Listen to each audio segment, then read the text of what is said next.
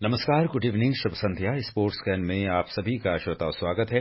Sports can के आज के संस्करण में मैं हूं अतहर सईद आपके साथ और तमाम खेल खबरों पर विस्तार से चर्चा करने के लिए हमारे साथ हमारे स्टूडियो में मौजूद हैं वरिष्ठ खेल पत्रकार राकेश थपलियाल जी। राकेश, स्पोर्ट्स कैन में आपका बहुत स्वागत। धन्यवाद। शुरुआत मुख्य समाचारों से। आईपीएल क्रिकेट में दिल्ली में दिल्ली कैपिटल्स और गुजरात टाइटंस के बीच मुकाबला जारी। कल हैदराबाद में सनराइजर्स हैदराबाद का मुकाबला रॉयल चैलेंजर्स बेंगलुरु से शाम 7:30 बजे होगा। शंघाई तीरंदाजी विश्व कप चरण 1 में भारतीय पुरुष और महिला कंपाउंड टीमें फाइनल में पहुंची। और कजाकिस्तान में एशियाई अंडर 22 और युवा मुक्केबाजी चैंपियनशिप के लिए 50 मुक्केबाजों का चयन।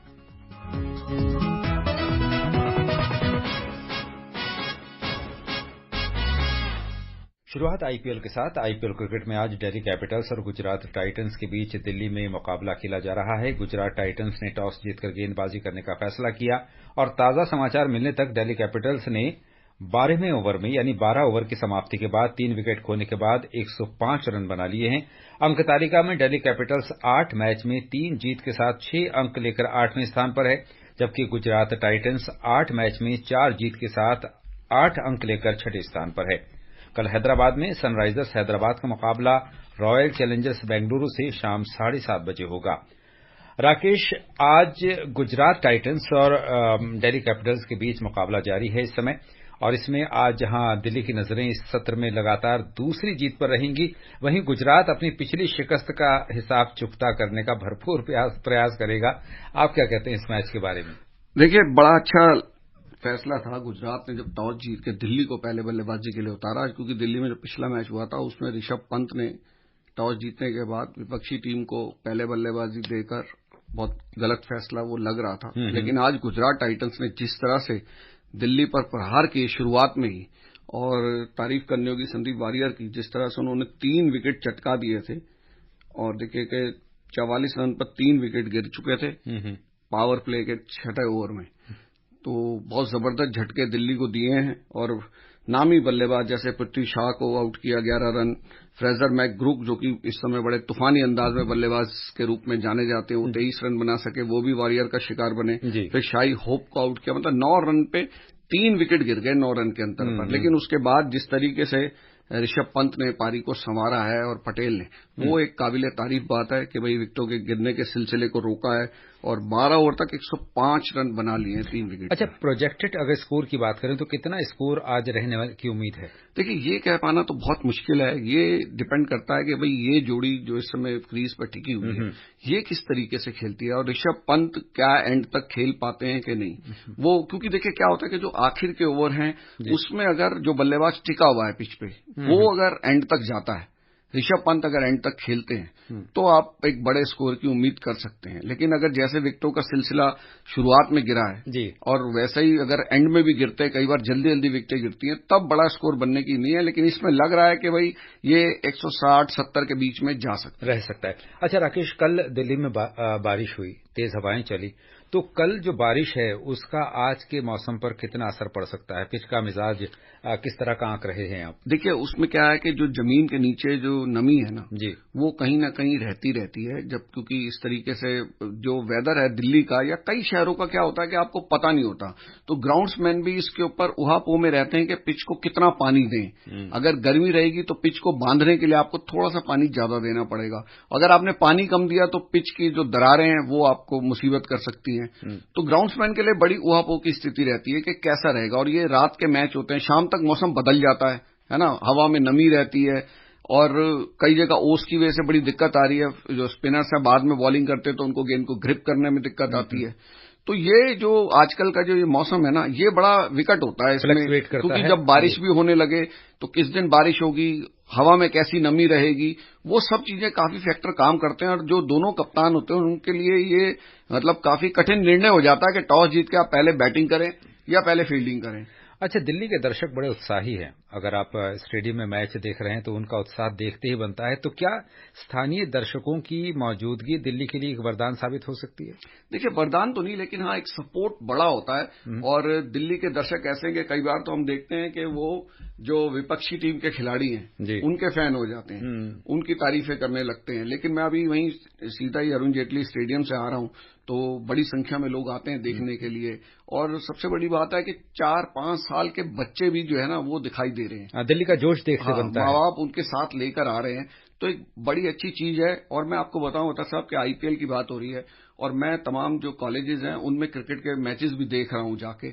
आज ही मैं अंबेडकर जो कॉलेज है वहां पर एक क्रिकेट का टूर्नामेंट शुरू हुआ, तो मैं वहां देख रहा था बच्चे जो हैं वो बिल्कुल आईपीएल स्टाइल में बल्लेबाजी करना चाहते हैं। जैसे स्टार उनके जिस तरीके के शॉट्स खेलते हैं तो वैसे शॉट्स वो लोग खेलते नजर आते हैं। तो वहां भी गेंदबाजों को बड़ी दिक्कत आ रही है, क्योंकि ऐसे ऐसे शॉट्स जो बल्लेबाज कॉलेज के खेल रहे हैं। लेकिन एक अच्छी बात है, दिल्ली यूनिवर्सिटी के कई कॉलेज हैं जो खेलों की चीजें करा रहे हैं। जैसे क्रिकेट का मैंने बताया कि अंबेडकर स्टेडियम में हो रहा है। कल पीजीडीवी कॉलेज में जो है स्वामी दयानंद सरस्वती क्रिकेट टूर्नामेंट शुरू हो रहा है। तो खाली इंटर कॉलेज के ही मैचेस नहीं मिल रहे दिल्ली के बच्चों को, बल्कि अलग अलग कॉलेजेस उनके लिए क्रिकेट के टूर्नामेंट्स भी करा रहे हैं। कुछ कॉलेजेस हॉकी के करा रहे हैं। अभी खालसा कॉलेज ने हॉकी का, बास्केटबॉल का कराया। श्यामलाल कॉलेज है वो अपना एक हॉकी का टूर्नामेंट कराता है। तो ये एक अच्छी चीज है कि कॉलेज लेवल पे भी अलग अलग खेल खिलाड़ियों को मिल रहे हैं और खिलाड़ियों को तराशने का एक भरपूर मौका मिलता है। कहते हैं कि एक पत्थर की भी तकदीर संवर सकती है, शर्त यह है कि करीने से तराशा जाए। बिल्कुल, तराशने का देखिए उनको मौका भी, मंच तो मिले ना, मंच मिले। और तो ये मंच मिल रहा है अच्छा। और आईपीएल के सीजन में जितने टूर्नामेंट्स हो रहे हैं दिल्ली के अंदर उसमें जो शॉट्स देखने को मिल रहे हैं, जिस तरीके से तेजी से रन बन रहे हैं, तो बड़ा मजा आ रहा है उन बच्चों को देख के। अच्छा राकेश, लौटकर अपने मैच की तरफ आए। आज के मुकाबले की बात करें तो कहा ही जा रहा है कि ऋषभ पंत जो कि कप्तान है, उनके लिए आज का मैच एक चुनौती की तरह है। देखिए, आईपीएल में हर मैच एक चुनौती की तरह होता है, खासतौर पर वो देखिए इंजरी के बाद वो वापसी कर रहे हैं। अभी तक ऋषभ पंत का वो रंग दिखाई नहीं दिया है जो कि जिसके लिए वो जाने जाते हैं। तो ये सब देखा जा रहा है कि क्या T20 का जो वर्ल्ड कप होना है उसके लिए उनको जगह उसमें मिल पाएगी कि नहीं मिल पाएगी, या तमाम लोग जो है सिलेक्टर्स के लिए परेशानी उत्पन्न कर रहे हैं। इतनी जबरदस्त जो बल्लेबाजी कर रहे हैं हिंदुस्तान के बल्लेबाज, तो उनमें सिलेक्टरों के लिए एक थोड़ा सा सिरदर्द भी रहेगा कि भाई टॉप ऑर्डर में कितनों को लें। शुभमन गिल है, हालांकि वो इतने सफल नहीं हो पा रहे हैं, अभी तक 2 ही अर्धशतक उन्होंने बनाए। आज उनका 100वां मैच भी है आईपीएल का, तो एक बड़ी उपलब्धि उनके साथ जुड़ रही है। युवा खिलाड़ी हैं, एकदम से 100 मैच खेल लेना T20 में, ये बड़ी बात है। और क्योंकि T20 का वर्ल्ड कप बिल्कुल सामने खड़ा है, और आईपीएल के बाद एकदम टीम का सिलेक्शन और ये सब चीजें जब होंगी तो ये प्रदर्शन के, ये जो मैच है ना, इसमें सबका प्रदर्शन बड़ा मायने रखता है। नजरें रहेंगी इन पर भी। अच्छा राकेश, हालांकि अंक तालिका की तरफ देखें तो दिल्ली 8 मैच में 3 जीत और 5 हार के साथ 6 अंक लेकर 8वें स्थान पर है इस समय। जबकि गुजरात की अगर बात करें तो इतने ही मैच में 8 अंक हैं उसके और वो 6ठे स्थान पर है। क्या दोनों ही टीमें अभी आईपीएल की मुख्य दौड़ में शामिल हम समझे? देखिए, अभी कुछ भी हो सकता है, अभी कोई भी टीम ऊपर आ सकती है, क्योंकि काफी मैचेस पड़े हैं। और आईपीएल में हम देखते हैं कि टीम के साथ ना एक मोमेंटम चलता है कि जब टीमें कोई जीतती है तो लगातार 3-4 मैच जीत जाती हैं, हारती हैं तो लगातार 2-3 मैच हार जाती हैं। और प्लेयर्स भी जो रन बनाते हैं वो लगातार रन बनाते हैं। तो सारे प्लेयर जो है ना आईपीएल में, मैं 2008 से देख रहा हूं कि मोमेंटम के ऊपर चलते हैं कि भाई जैसे प्लेयर्स की फॉर्म कहा जाता है वैसे टीम की भी फॉर्म होती है कि कई बार वो जीतते हैं। लेकिन रॉयल चैलेंजर्स का जो मुझे लग रहा है कि अंतिम स्थान पर वो टीम है, विराट कोहली जैसे धुरंधर खिलाड़ी के रहते हुए भी, वो बड़ी थोड़ी निराशाजनक कर रही है। उनकी फैन बेस में बहुत तेजी से कमी आ रही है। अच्छा राकेश, कल के मैच पर भी एक सवाल मैं आपसे पूछ लेता हूं। कल हैदराबाद में सनराइजर्स हैदराबाद का मुकाबला रॉयल चैलेंजर्स बेंगलुरु के साथ होगा। इस मैच पर आपकी टिप्पणी? देखिए, मैच जो हैं सारे बड़े इंटरेस्टिंग होंगे और देखने वाली बात होगी कि किस तरीके से हर टीम जीतने के लिए जाती है। लेकिन मैंने जैसा कहा कि इंडिविजुअल प्लेयर्स के ऊपर भी डिपेंड करता है। कल हमने देखा जो मैच हुआ उसमें कैसे चेन्नई सुपर किंग्स को हार का सामना करना पड़ा कि 200 प्लस का आप स्कोर बनाए और उसके बाद आप हार जाएं। और आपका एक खिलाड़ी जो शतक बनाया तो दूसरे खिलाड़ी का शतक स्टॉइनिस का उनके ऊपर भारी पड़ गया। लेकिन दर्शकों को भरपूर आनंद मिला पूरे उस मैच के अंदर। तो जो ऋतुराज गायकवाड़ का शतक है कप्तान का, वो रह गया और दूसरे का भारी पड़ गया उनके ऊपर। अब ताजा समाचार की जानकारी देते हुए अगले खेल की तरफ हम बढ़ेंगे। दिल्ली ने 3 विकेट खोने के बाद 122 रन बना दिए हैं 15वें ओवर में। और अब बात तीरंदाजी की। शंघाई तीरंदाजी विश्व कप चरण 1 में आज भारतीय पुरुष और महिला कंपाउंड टीमें फाइनल में पहुंच गई हैं। अभिषेक वर्मा, प्रियांश और प्रथमेश फुगे की भारतीय पुरुष टीम ने सेमीफाइनल में दक्षिण कोरिया को 235 के मुकाबले 233 रन से हरा दिया, जबकि ज्योति सुरेखा वेन्नम, अदिति गोपीचंद और परनीत कौर की महिला टीम ने एस्टोनिया को 235 के मुकाबले 230 से हराया। फाइनल में पुरुष टीम का मुकाबला नीदरलैंड से और महिला टीम का मुकाबला इटली से होगा और ये फाइनल मुकाबला 27 अप्रैल को खेला जाएगा। राकेश, हमारी दोनों ही टीमें विश्व कप के चरण 1 के फाइनल में पहुंच गई हैं। हमारी आर्चरी की अगर हम बात करें तो किस दिशा में जा रही है? देखिए, आर्चरी जो ये प्रदर्शन है उससे लगता है कि बहुत अच्छा जा रही है। पिछले साल भी पेरिस में हमारे पुरुष और महिला टीमों ने स्वर्ण पदक जीते थे, तो उस प्रदर्शन को दोहराते हुए नजर आ रहे हैं। हालांकि हमारे खिलाड़ी अभी इस तरह की प्रतिक्रिया दे रहे हैं कि सेमीफाइनल बड़ा कठिन होता है जी। तो सेमीफाइनल की बाधा पार कर लिया और पुरुष टीम में जिस तरह से दक्षिण कोरिया को हराना, एक समय था कि सारे ये एरो और बोज जो है ये दक्षिण कोरिया बनाया करता था, जी, जी। वहां से आते थे और आते आते वो क्या करता था, अपने लिए तो बहुत आधुनिकतम रखता था और हमें जो देता था थोड़े हल्की क्वालिटी के देता था।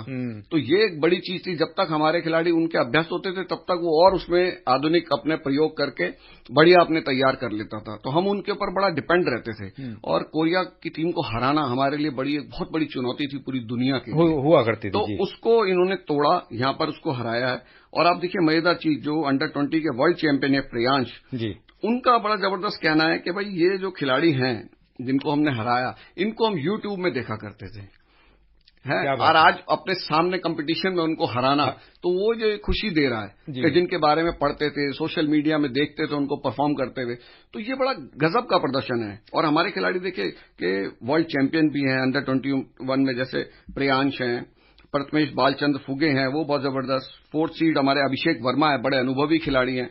ऐसे ही महिलाओं में भी देखिए कि अदिति स्वामी हैं, एशियन गेम्स की गोल्ड मेडलिस्ट ज्योति सुरेखा हैं, इन्होंने बहुत अच्छा प्रदर्शन किया है और फाइनल में निश्चित रूप से सेमीफाइनल की फॉर्म को लेकर जाएंगे।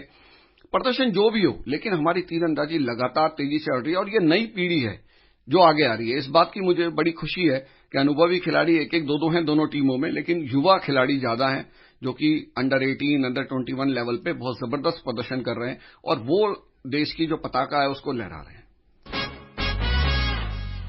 और अब बात मुक्केबाजी की। कजाकिस्तान में 27 अप्रैल से 7 मई तक होने वाली एशियाई अंडर 22 और युवा मुक्केबाजी चैंपियनशिप में भारत का प्रतिनिधित्व करने के लिए बॉक्सिंग फेडरेशन ऑफ इंडिया ने प्रीति साई पवार सहित 50 मुक्केबाजों का चयन किया है। प्रीति साई के अलावा अल्फिया पठान, देविका घोरपड़े, विश्वनाथ सुरेश, प्राची के साथ साथ आकाश गोरखा और जुगनू भी अंडर 22 टीम का हिस्सा हैं।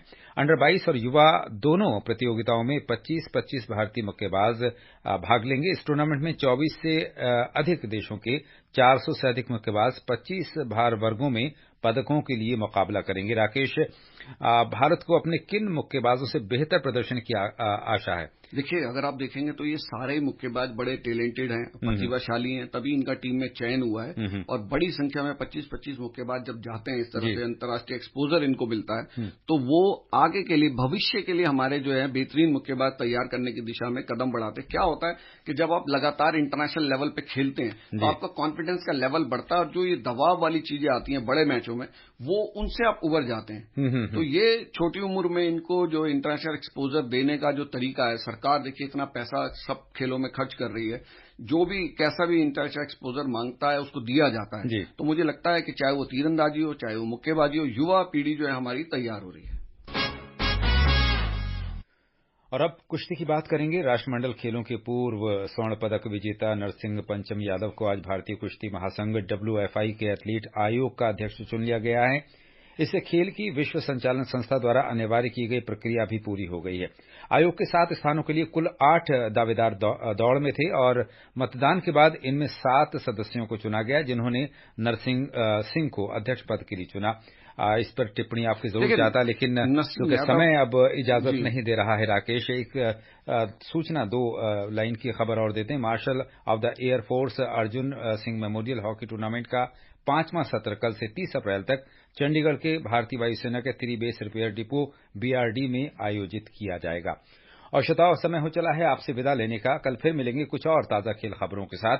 राकेश, आप हमारे स्टूडियो में आए और तमाम खेल खबरों पर हमारे साथ विस्तार से चर्चा की, इसके लिए आपका धन्यवाद। शुक्रिया। और श्रोताओं, इसी के साथ स्पोर्ट्स कैन की पूरी टीम के साथ अतहर सईद को अनुमति दीजिए। नमस्कार।